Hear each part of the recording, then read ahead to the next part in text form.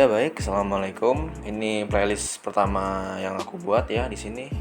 Kali ini kita bakalan belajar bikin aplikasi sederhana ya, aplikasi web menggunakan PHP native dan framework Bootstrap ya teman-teman.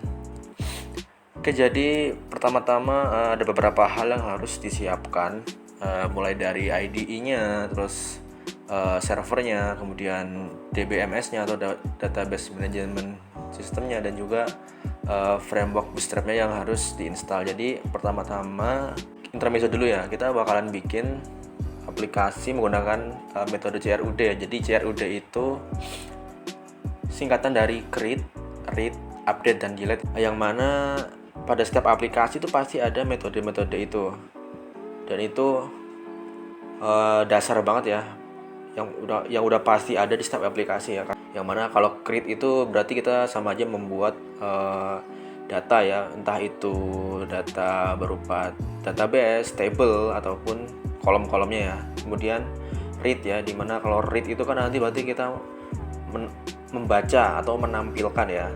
Kita nanti bakalan menampilkan data-data yang kesimpan dari database ke halaman aplikasi yang kita buat. Kemudian U-nya itu adalah update ya, dimana nanti kalau kita menerapkan query update ini berarti sama aja kita ya ibaratnya mengupdate ya, memperbarui atau mengedit data-data yang udah kita program ya. Jadi kita bisa mengubah yang tadinya datanya misal isinya ABC jadi DEF gitu ya, jadi dirubah datanya gitu ya, atau edit lah kasarannya. Kemudian D ya, D itu delete ya. Jadi query delete itu gunanya ya, kalian semua udah tahu ya pasti, namanya delete itu buat menghapus ya. Jadi nanti data yang tersimpan di database itu bisa dihapus menggunakan query delete. Oke, nggak usah lama-lama lagi. Oke, yang pertama kalian harus punya niat ya. Kalau kalian nggak punya niat ya gimana? Kalian nggak akan bisa untuk belajar gitu loh. Kemudian kalian harus punya PC. Kalau kalian nggak punya PC atau komputer atau laptop ya mungkin bisa pakai HP ya, cuman itu kurang efisien ya kalau untuk belajar bikin aplikasi sederhana. Kemudian selanjutnya kalian harus punya namanya ini, tools Visual Studio Code ya. Jadi Visual Studio Code ini sebenarnya IDE ya, jadi tempat untuk membuat bahasa pemrograman yang kita tulis sehingga bisa menjadi aplikasi gitu ya. Sebenarnya ada banyak banget ya IDE yang bisa dipakai, itu kayak Sublime Text yang agak familiar dipakai banyak orang juga. Kemudian ada Notepad++. Tapi kalau Notepad++ itu sebenarnya udah terlalu jadul ya. Kalian nggak mungkin kan pakai Notepad++ lagi zaman sekarang. Paling nggak kebanyakan tuh udah pakai Visual Studio Code ya. Atau kalian bahkan mau pakai Notepad juga nggak apa-apa sih kalau kalian mampu ya. Itu kan Notepad itu kan nggak ada semacam compilernya ya, nggak ada ekstensinya, nggak bisa lihat di mana kalau ada error di gimana, itu kan nggak ada ya. Tapi kalau di Visual Studio Code kan dia tuh menyediakan banyak extension, kemudian compiler seperti kalau ada error, terus misalkan kita mau nulis pakai metode CLI, pakai komen tuh bisa ya kalau di Visual Studio Code. Kemudian selanjutnya ya ada DBMS ya, atau Database Management System. Kita pakai HDSQL ya. HDSQL ini gunanya nanti ya buat bikin table, database, kolom-kolomnya seperti itu. Sebenarnya kalian nggak perlu install juga nggak apa-apa sih.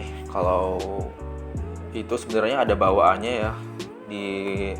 Kalau kalian udah download XAMPP sebenarnya nanti bisa pakai server lokal ya. Yang mana itu kalau biasa yang kita pakai itu PHPMyAdmin ya. Cuman aku lebih enaknya pakai HDSQL sih. Soalnya kalau pakai HDSQL itu interface-nya lebih menarik aja gitu, lebih enak gitu. Kalau pakai PHPMyAdmin ya boleh sih, bagus sih, cuman ya itu kan tampilannya agak kurang suka aku lebih suka pakai HDSQL. Kemudian ya servernya kita bakal install yang namanya XAMPP ya. Ini buat ngejalanin Apache sama Apache sama Pokoknya ini buat ngejalanin bahasa aplikasi yang bakal kita gunakan ya. Kemudian framework Bootstrap ya. Jadi Bootstrap ini framework miliknya CSS ya, yang udah seperti aku bilang tadi. Ini gunanya untuk mempercantik laman tampilan gitu. Tadinya cuman warna abu-abu dasar-dasar gitu ya, nggak ada warna-warnanya sama sekali ya. Sebenarnya bisa sih pakai CSS natif, cuman lebih enak pakai Bootstrap ya. Zaman sekarang tuh aplikasi rata-rata, kalau aplikasi web tuh dikembangkan kalau nggak pakai React ya pakai Bootstrap gitu loh. Kalau pakai Bootstrap itu enaknya dia responsif, terus kita nggak usah ngetik lama-lama, kita pakai Bootstrap langsung jadi gitu loh. Terus lebih enak juga kan, lebih mempercepat efisiensi dalam pengembangan web gitu loh. Jadi oke, langsung aja kita download satu persatu tools ini. Di sini aku udah sediain juga ya tools link yang harus di-download. Itu ada Visual Studio Code ya. Kalau kalian pengguna Windows, di sini kalian tinggal klik aja ini. Kalau kalian pengguna Linux ya ini, kalau atau Mac ya ini. Tinggal kalian download aja. Kemudian EDSKL juga di sini udah aku cantumin ya linknya. Kalian tinggal sesuaiin aja sesuai sama spesifikasi perangkat kalian. Kalau kalian 32 bit ya Intel 32 bit, kalau 64 ya 64 diinstal gitu ya. Download aja. Kemudian XAMPP ya, kalian juga install. Aku saranin sih yang versi terbaru sekalian ya, yang ini ya. Tapi sesuaiin juga sama sistem operasi kalian ya. Kalau yang Linux silakan install yang Linux, kalau yang Mac silakan install yang di Mac juga. Aku saranin install yang paling baru ya, versinya yang 824 ini ya. Karena biasanya tuh ini tuh menyesuaikan sama bahasa pemrograman PHP-nya. Jadi kalau kalian udah install XAMPP, nanti kalian juga otomatis bakal menginstal namanya bahasa pemrograman PHP-nya itu sendiri gitu loh. Selanjutnya Bootstrap ya. Oke, di Bootstrap sekarang udah versi 5.3 ya. Semenjak video ini dibuat udah versi terbaru banget ini ya, versi 5.3. Ya seperti ini, di halaman awalnya seperti ini. Terus kalian menuju ke download ya. Terus kalian download file ini ya, compile CSS dan JS-nya. Jadi nanti kita masukkan ke folder aplikasi kita. Jadi sebenarnya kalau menggunakan Bootstrap itu bisa menggunakan dua metode teman-teman. Yang pertama itu metode menggunakan link atau CDN. Jadi kita nggak perlu download. Cuman di sini aku saranin kalian mending download aja ya, biar nanti ketika pas kalian nggak terhubung sama jaringan itu tetap tampilannya tetap jalan gitu loh. Kalau yang pakai link itu misalkan nanti internetnya nggak kehubung atau nggak connect, jadi kalian tuh nggak bisa menggunakan tampilannya tuh sesuai sama Bootstrap-nya gitu loh. Jadi kayak jadi aneh gitu. Jadi cuma berfungsi kalau ada internet doang, setahu gue gitu ya. Oke, langsung kalian download aja, kalian simpen langsung aja di folder htdoc-nya ya. Oke, kalau kalian yang udah download XAMPP pasti nanti bakalan ada yang namanya folder XAMPP ya. Nah, itu kalian buka di htdocs.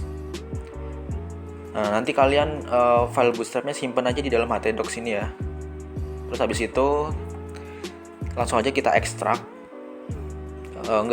Pertama-tama kita buat dulu namanya folder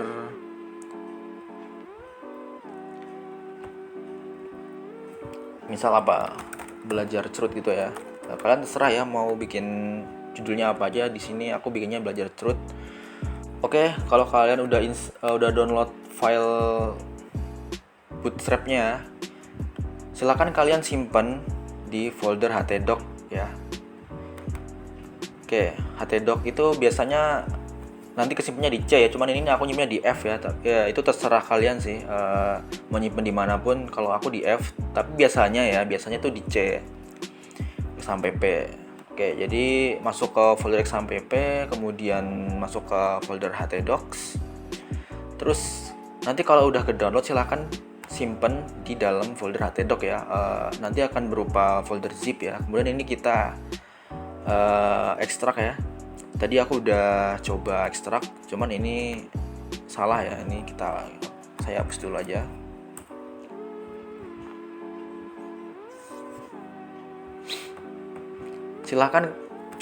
Setelah itu silahkan kalian bikin yang namanya folder belajar truth ya, atau terserah kalian mau bikin folder apapun namanya. Di sini aku bikin folder belajar truth ya, kemudian bikin folder aset lagi di dalamnya. Nah, folder aset ini nanti gunanya untuk menyimpan file zip yang habis kita download tadi ya, file zip dari Bootstrap tadi. Oke, karena di sini aku udah download Bootstrapnya, kemudian ini yang bakal aku ekstrak ya. Oke, diekstrak aja langsung. Nah, nanti kalau udah diekstrak bakal muncul di sini dan kita pindah, kita cut ke folder belajar truth di folder aset. Oke. Ctrl V. Kemudian masuk lagi.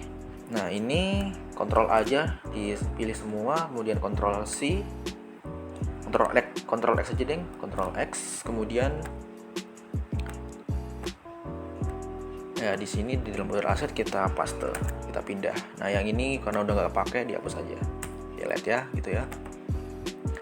Oke, selanjutnya kita bikin folder img atau gambar gitu ya. Nah, ini gunanya nanti untuk menyimpan aset berupa gambar yang bakal kita gunakan ya untuk ditampilkan di aplikasi kita. Gambar gitu aja ya. Oke, udah selesai.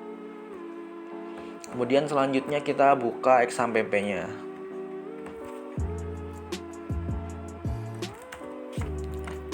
Kalau kalian udah download, udah berhasil melakukan instalasi, kemudian masuk ke halaman ini, silahkan kalian start namanya Apache sama MySQL-nya ya. Oke, nanti kalau berhasil jalan, dia akan memunculkan ini ya, ports ya, angka-angka ini ports-nya.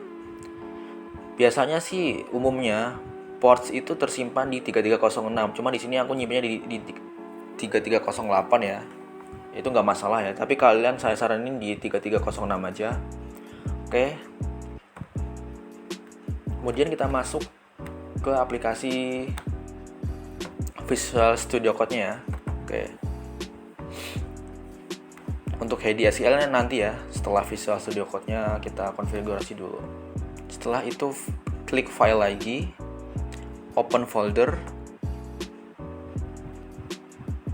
Kita cari ya folder yang udah kita bikin tadi, yang belajar CRUD tadi ya, di htdocs, XAMPP, htdocs. Nah, ini kita klik, kita pilih, kita select. Udah. Oke, di sini nanti bakal langsung muncul ya folder yang udah kita buat tadi. Kemudian setelah itu kita bikin yang namanya file index.html ya. New file index.html. Oke. Di sini kemudian kita tulis halo dunia gitu ya. Untuk uji coba aja pertama. Kemudian kita bikin sekalian aja ya file koneksi ya, koneksi.php, karena nanti kita bakal menggunakan bahasa logika pemrograman PHP ya. File koneksi PHP ini gunanya nanti untuk menyimpan konfigurasi database dari localhost kita ya. Nanti bakal ditulis di sini kode-kodenya. Cuma nanti ya, itu tahap selanjutnya. Kita sampai di index.html dulu. Kemudian kalau udah, kita masuk ke browser. Kita new tab. Kita buka Halo Dunia ini. Kita buka Halo Dunia ini di browser kita dengan menuliskan localhost. Nama foldernya kita tulis juga, kita panggil ya, belajar CRUD, enter. Nah, langsung muncul ya. Di sini kenapa kok nggak ditulis indeks kayak gini, indeks nggak? Nah, itu juga bisa ya, karena defaultnya kalau ada folder, ada file namanya indeks, itu pasti dia langsung diarahkan gitu loh. Jadi sebenarnya kita nggak usah nulis index.html gini juga bisa ya. Nah, berarti muncul ya. Kemudian coba kita ubah. Halo dunia, saya Imam. Iya, Sunny. Kita save ya. Oh iya, sebelum itu di save dulu ya, Ctrl S. Jadi setiap melakukan perubahan, pastikan kalian nge-save-nya juga gitu. Biar bisa di sini juga biar ikut berubah gitu. Kemudian kita reload. Nah, muncul ya. Seperti ini. Oke, sampai sini dulu ya. Selanjutnya nanti kita bakalan bahas bagaimana cara bikin koneksi database ya menggunakan bahasa PHP. Oke, sampai di sini dulu. Semoga kalian bisa mengikuti. Mohon maaf kalau ada salah dan kekurangan dalam penyampaian. Assalamualaikum warahmatullahi wabarakatuh.